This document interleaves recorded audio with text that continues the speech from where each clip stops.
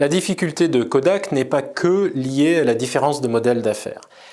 Elle est également liée à la dynamique relative des marchés actuels, donc le film argentique, et futurs, le numérique. Alors mettez-vous maintenant à la place du conseil d'administration à cette époque, en 1995, qui doit décider de l'allocation des budgets.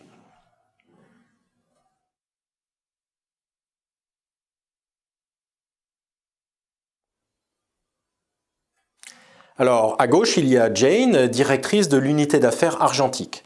Sa demande, 300 millions d'euros de budget. Son argument, lutter contre Fuji et défendre ses parts de marché. Alors, sur la base de l'historique de l'activité, elle peut montrer que le budget demandé permettra de reprendre des parts de marché à Fuji, qui s'est montré très agressif ces dernières années. Le retour sur investissement est très clair, et sur une période bien déterminée, les 12 prochains mois.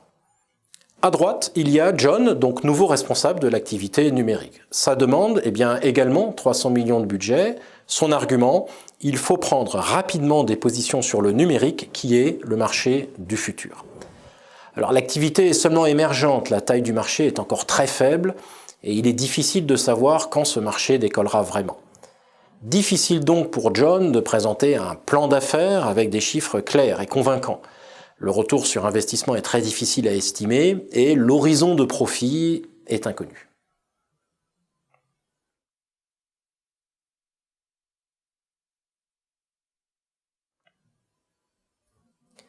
Le conseil d'administration est bien entendu convaincu qu'à terme, le marché sera numérique. Mais faut-il pousser les investissements maintenant? Ce n'est pas évident. Regardons le graphique d'évolution des marchés. En 1995, le marché numérique est quasi inexistant. Nous sommes alors incapables d'estimer son retour sur investissement. Il est donc très tentant pour le conseil de remettre l'effort à l'année prochaine. Alors John obtient naturellement un budget, mais bien loin des 300 millions dont il avait besoin. Un an plus tard, même situation, le marché reste faible pour le numérique. Et là encore, le conseil décide de temporiser. Puis, encore un an après, le marché commence un peu à émerger, mais il reste, encore une fois, très petit. Nouvelle temporisation. Remarquez par ailleurs que l'argentique, qui était censé disparaître, est en fait toujours en croissance à ce moment-là. Raison de plus pour ne pas baisser la garde. Ainsi de suite, jusqu'en 1999. Et puis, regardez ce qui se passe en 2000. C'est la bascule.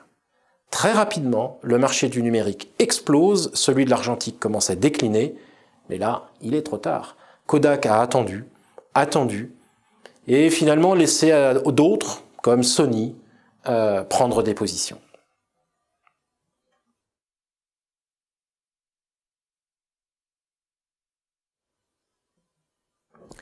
Pour conclure, on remarque que ce conflit de modèles d'affaires est exacerbé par le fait que le futur marché est encore très petit et donc risqué au moment où doivent se prendre les décisions cruciales.